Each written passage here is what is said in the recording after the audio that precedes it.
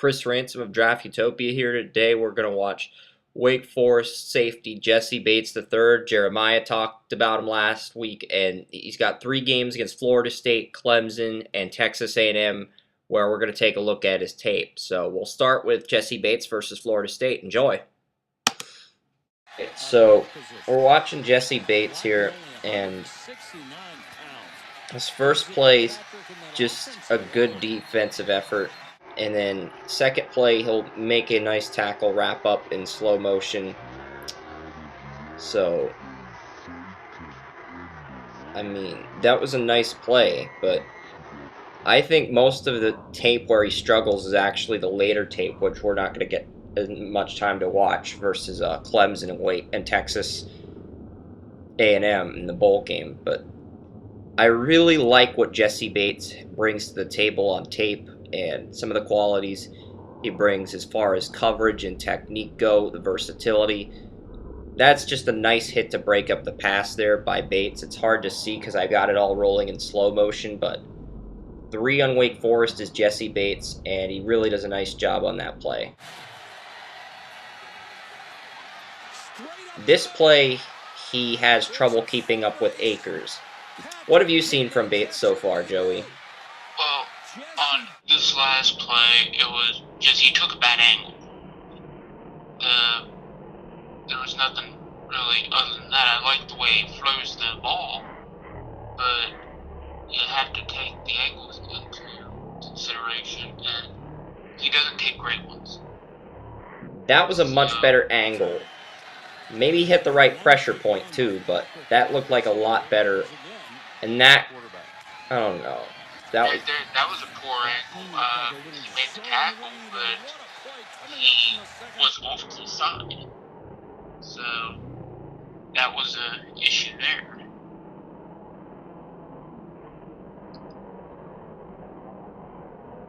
Yeah, this is a slow motion play. I'm pretty certain that he makes a tackle here. Yeah, because Bates ends up getting a tackle for a loss, but he doesn't have the strength to fight off these plays. Like, Christian Kirk stiff-armed him and knocked him flat on the ground in the bowl game tape that we're probably not going to get time to watch later. But yeah, that's one of the issues I saw with Jessie Bates on tape.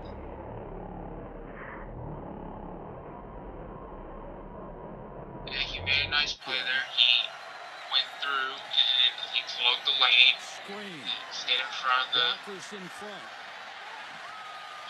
So those are some good plays. Blackman gives it to Patrick. He gets about a yard and then his gang up and piles it straight up the middle. That's amazing. Akers in at tailback. That was a nice breakup. And the other games of Jessie Bates that you can watch on YouTube during the Evolution Network are Wake Forest versus Clemson and Wake Forest versus Texas A&M 2017.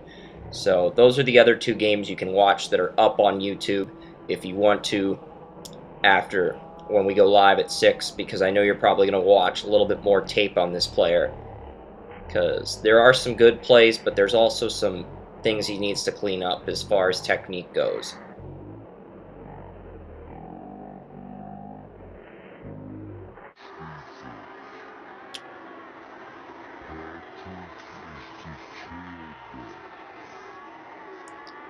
Because there, Bates makes a nice read, but doesn't show enough zone, and QB overthrows Auden Tate on that play. This is what happens when DeAndre Francois is injured. I like the communication here by Bates.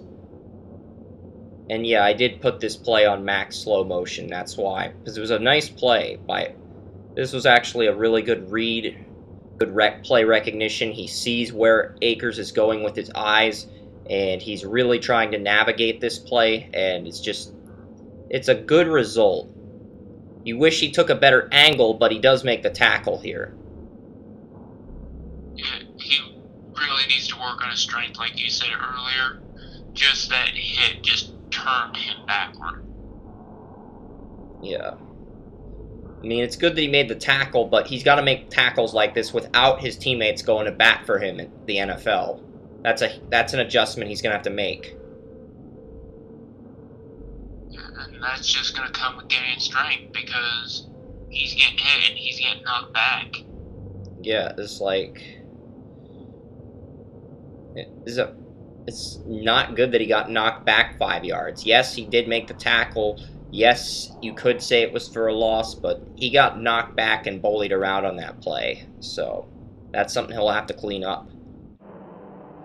Here he's lined up at strong safety. He's lined up at both safety roles throughout the game, but Bates reads his play, and he goes after the blocker instead of the running back. And because he took the wrong angle, went in the wrong direction, that allows Florida State's running back to gain a first down here on this play.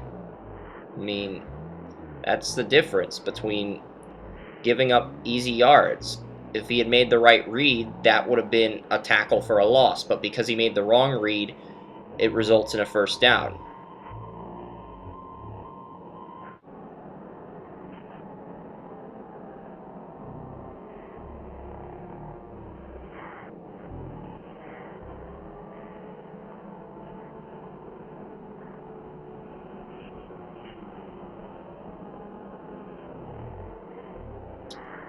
Yeah, because here on this play, he does actually make the tackle. Oh, but it looked like if that was an NFL runner, he would have missed that tackle, because he barely got to the player's knee, or the calf, like on that play. And he did not meet the player. He tried to let his teammate get a tackle, and the teammate missed the tackle. Yeah.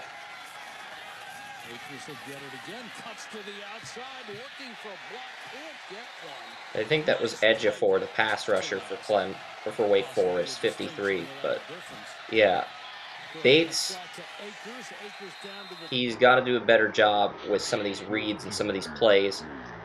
But Wake Forest still ahead in this. Well, no, now Florida State's back in the lead, but 3 here. He's going to make the big run, and Florida State's tight end, or I think that might be Larry Izzo, who pushed him back on that play. Pushed Bates back on that play.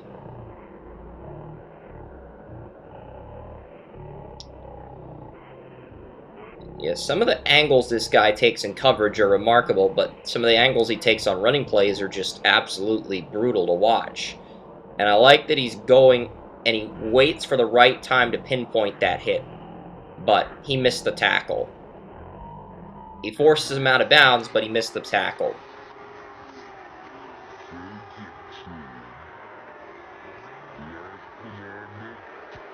That was a nice breakup, and they do show it on replay here with Bates. Good hip movement, good footwork. I'm not concerned about his coverage or angles and passing plays. I'm more concerned about the angles with running plays. But that was a nice play by Jessie Bates there. He read the quarterback's eyes nicely, made a play.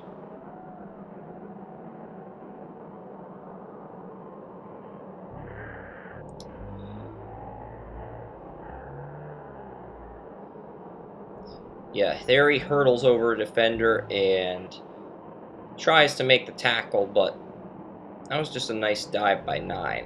I think that's Cam Akers, but I'm not 100% certain. And this is a play where just good instincts, good coverage.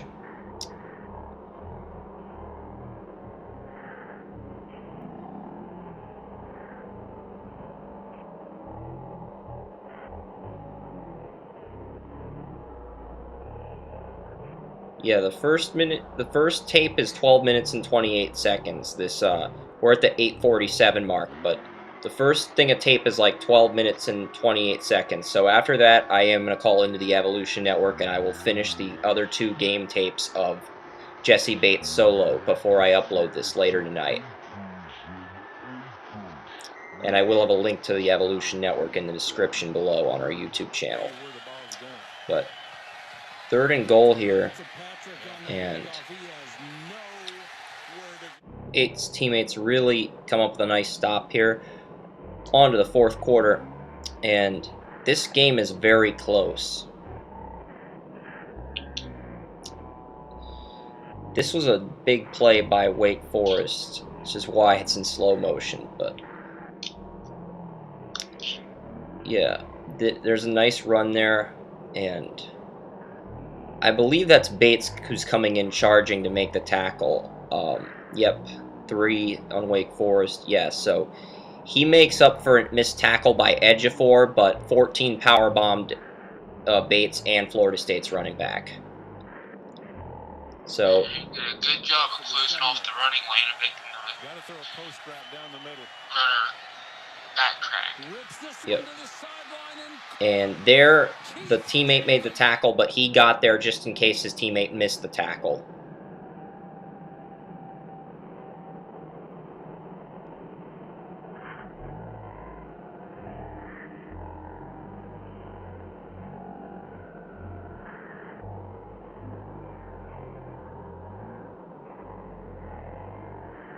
This is just great coverage by Bates, breaking up a pass intended for 88, Florida State's tight end. Not sure if it's a tight end or a receiver, but it's a good play by 34 and Bates. Bates is 3, so that may not have been Bates. He may have had a different assignment. But 3:50 left in the fourth quarter, and they forced him to go out of bounds. And then this play here on 2nd and 10, play action, and Wake Forest 14 does a good job getting there before Ejiofor. I'm gonna have to look up 14 after the game. He's really impressed me with a few of these plays, but Ejiofor with a Jessie Bates. Bates did a good job of clogging the running lane. Yep.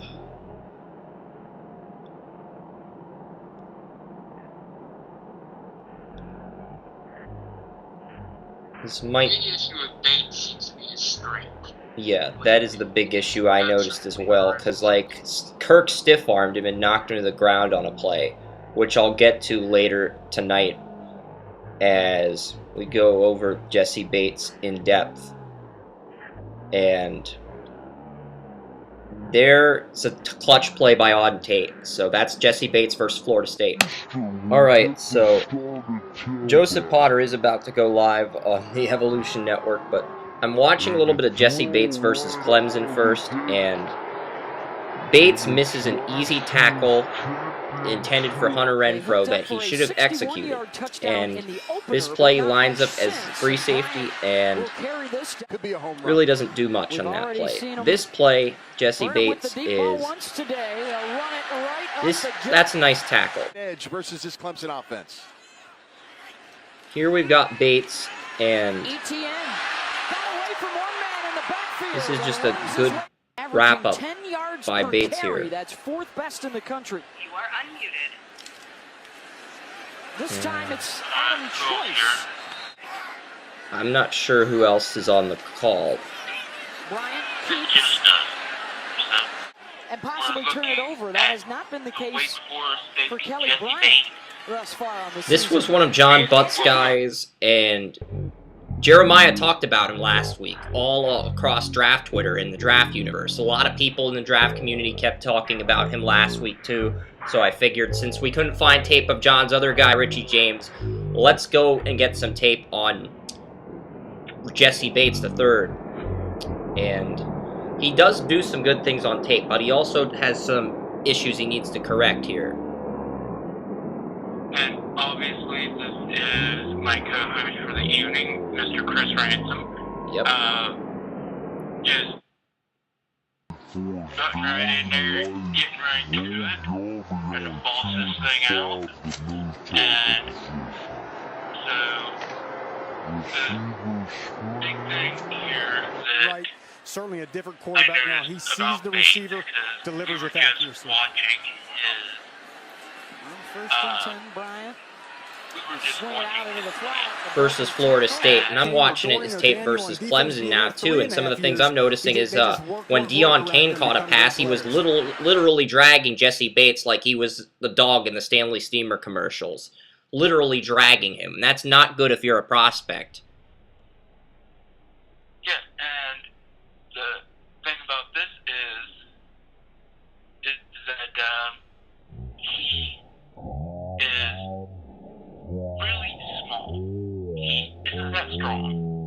I pointed out in my SWAT report that he's 6'2", 195, but he plays like he's 6'0".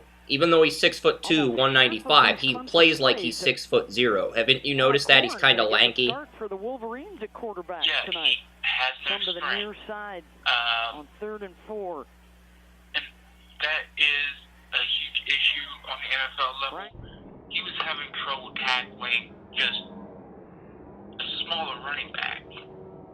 And this is just not acceptable. He has to do better. He does. And that's something that... Now, he is very good in pass coverage. I like what he did in pass coverage. I liked his instinct. I liked his eyes. I liked his coverage ability. But without that strength, that is just The upsets of Ohio State and Alabama. Yeah, I mean, I put him at 119 on the draft game, and after watching his tape, I was impressed enough to the point where I moved him up into the 3rd round. But this top 50 hype that Jeremiah is creating, I don't agree with that at all. I do not see a top 50 prospect on tape, Joey. I think he could go in the same draft range as Marcus Williams if he puts together a strong combine, but I don't see a player that is warranting a top 50 pick at this point. Yeah. And I want to put him as a top 50 player, but with his strength the way it is, I cannot put him up there. Yeah, and that was the big issue for me, too.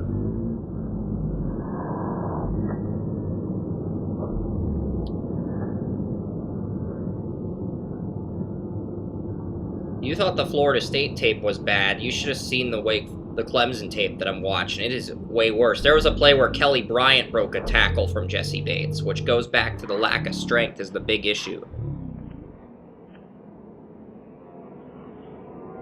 Yeah, and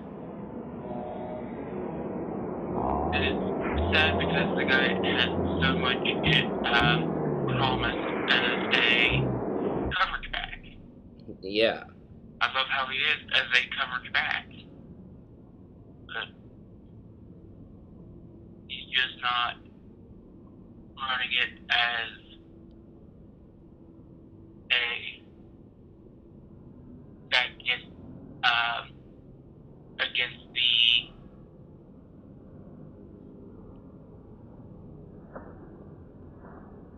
run game. So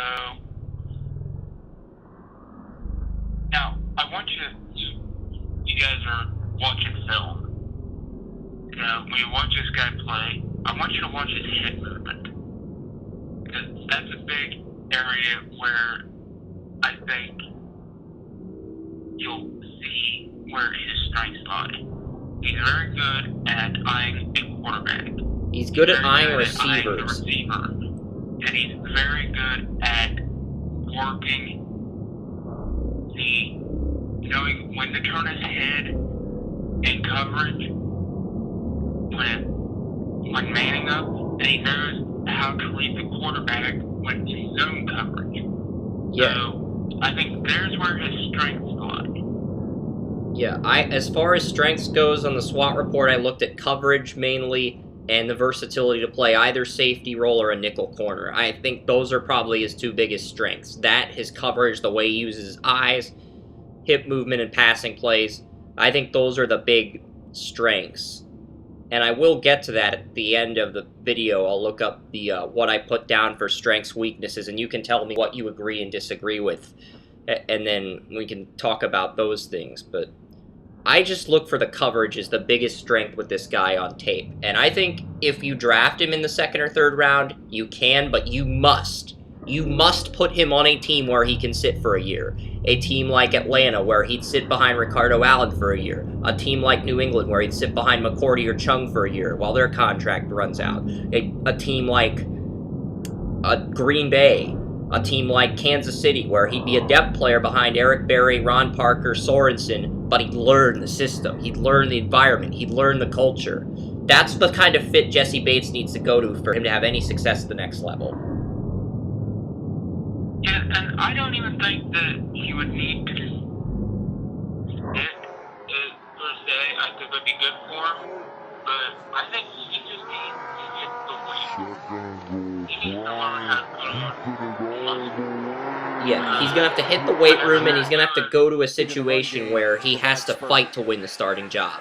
New Orleans, Marcus Williams was not guaranteed anything when the Saints picked him in the 3rd round, because he was going into a situation where Vaccaro was in a contract year, and they just got a good safety in Von Bell. So he had to earn everything, and he's going to have to go to a situation where he's going to earn everything. If he goes to a team like the Browns or the Buccaneers, and he's handed the starting safety job without having to earn it, it's going to be a disaster for him. But if he goes to a team where he can sit behind for a year and learn the system, or he has to earn it like Marcus Williams did, then I think he can thrive in that situation if he gets the weight room. Yeah, and that is where we are looking at the long-term future of a player like that, because I don't think he necessarily can be an immediate starter, but I'm not saying I think he could, and I think he can make a decent impact, but I don't think he can do it at the level on a consistent basis. Yeah, I gave him an 85 for potential grade, and I gave him a 65 for an NFL-ready grade, and I gave Kyzir White a 69 for an NFL-ready grade. I think he's a project like Kyzir White, but he doesn't have as much upside as White. He doesn't hit as hard, he's not as physical, and it's pretty obvious by the tape. Yeah, and he isn't physical, but the thing is, he tries to be C.J. physical. Fuller in the backfield with him. He's just not physical. Gonna throw it. Touchdown, Tigers!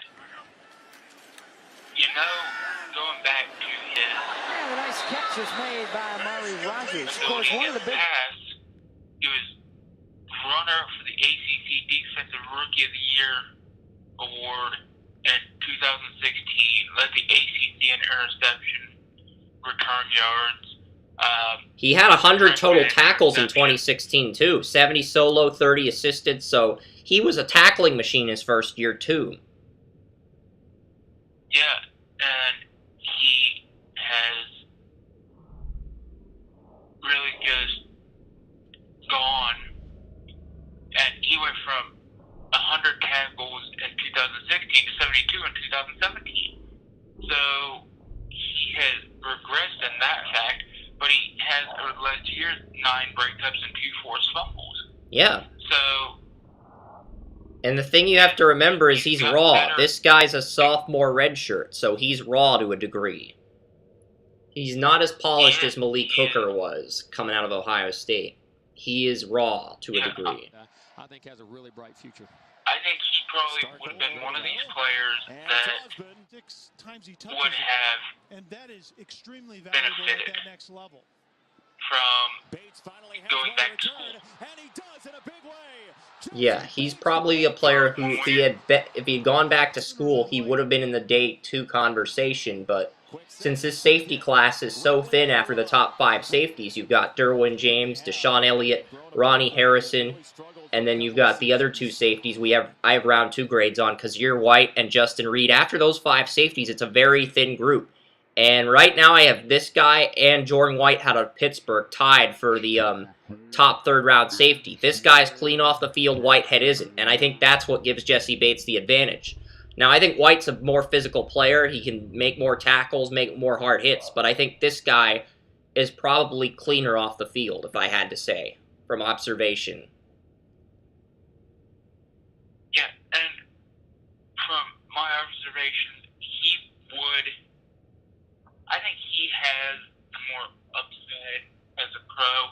I think a team, if they draft him, they can really mold him into a really good player. But right now, to put in perspective, in 2017, he only had 1 interception.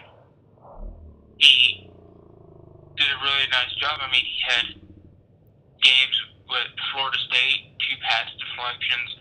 He had a game with Louisville with 2 pass deflections. He had 1 pass deflection against Georgia Tech. He had one against Duke. I mean, they don't pass his way often, and there's a reason for that. But at the same time, he's got a good back pedal, he's got good hip movement, he's got, as mentioned, he's got a good head on his shoulders, he's always able to swivel his neck, he's able to keep a good, he's able to keep close to a receiver, he's smart enough to know that the receiver can't catch the ball unless he's looking at it, so he doesn't look back at the quarterback until he gets to the receiver. In zone coverage, he reads the quarterback's eyes extremely well, but he doesn't take good angles against the run. He isn't that strong against the run, and he can get bodied up by stronger receivers. Yeah, and he got stiff-armed by Christian Kirk, and he used his eyes to make the correct read and go after Christian Kirk, but Kirk anticipated that. He saw that a mile away, and he just decided to stiff-arm Jessie Bates, thinking he'd be weak enough to stiff-arm, and he was right in that situation. So he got the touchdown because he chose to go for it and stiff-arm Jessie Bates. Yeah, and that's something that he's got, because he isn't a player.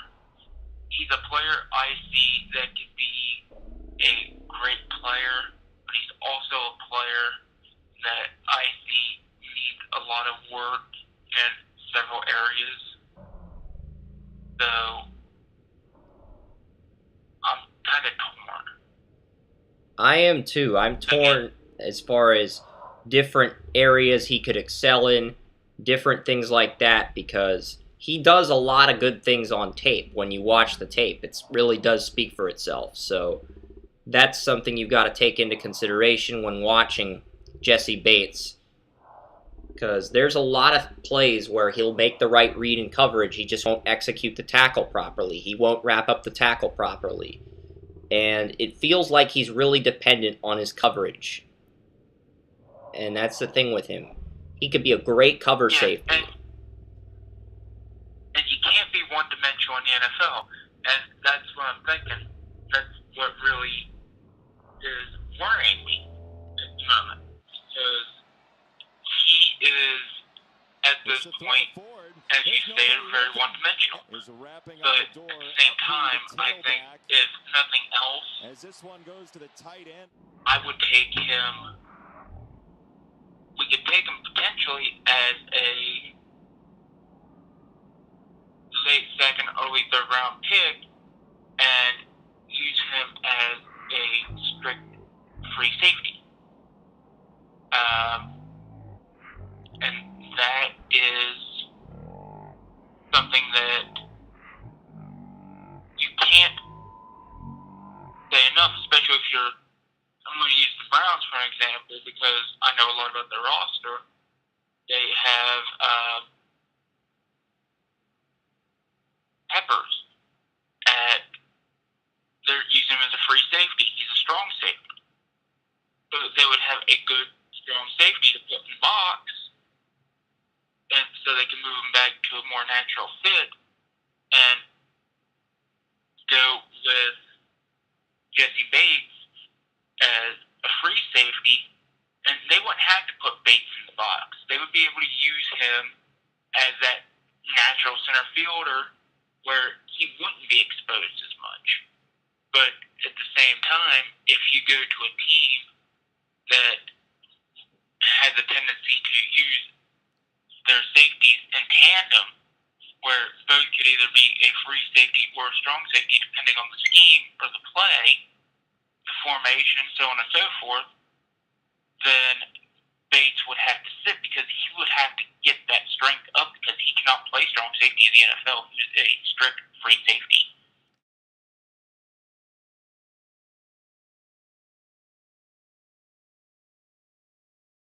Jessie Bates III is versatile enough to play any type of safety role. He covers well, the range and athleticism is there, he's capable of being a tackling machine, just does almost everything you want a starting safety to do.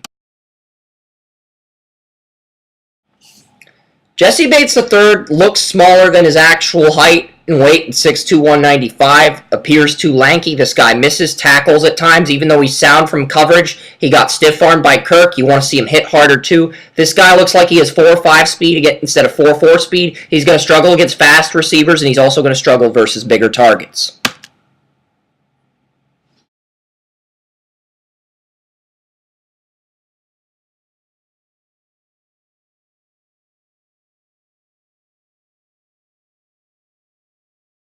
Here are some teams that could draft Jessie Bates III.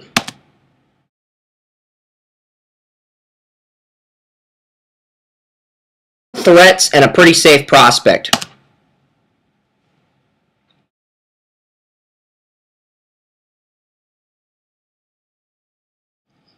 Jessie Bates III is someone that did a lot better than I thought he would. He didn't wow me with his stats at first, but his tape tells a completely different tale, though.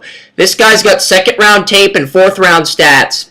I have a round 3 grade on this player now, but I had them at 119 on my draft game at one point. But at this point, I would say him and Jordan Whitehead are tied for the same grade, and I'd give the tiebreaker to Bates because he's cleaner off the field.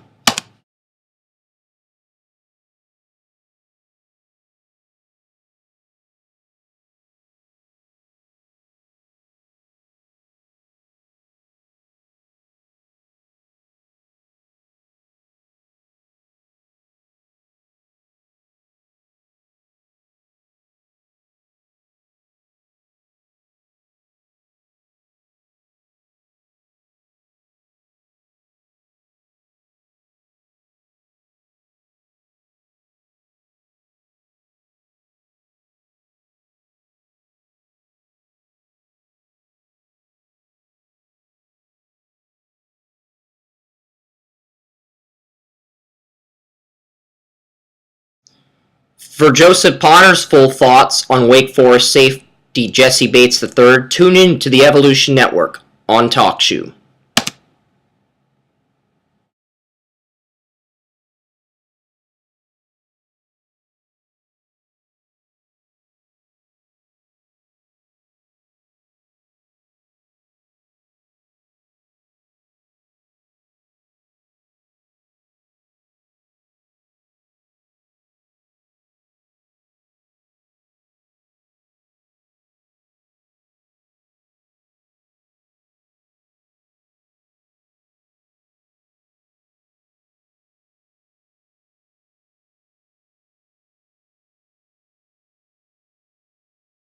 The Utopia of Sports.